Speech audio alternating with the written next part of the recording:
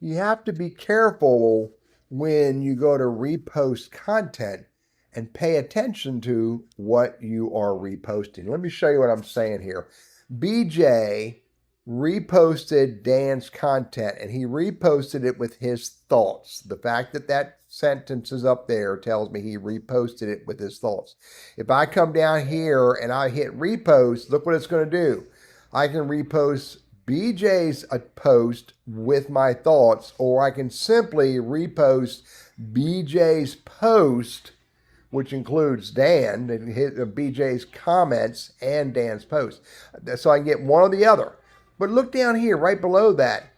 BJ reposted this. But you can see he did not repost it with his thoughts. Up here, here's his thoughts, and here's Dan's post. Down here, BJ reposted this, and it goes straight to Sarah.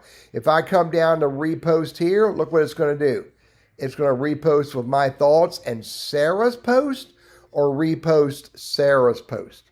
So again, when you go to repost, look and see how it was the post was originally posted, if it is in fact already a repost.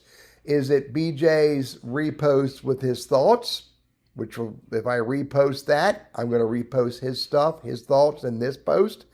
Or is it BJ reposted without saying anything, and then when I repost this, I'm going to get Sarah's post? Because bottom line, BJ added nothing to the conversation.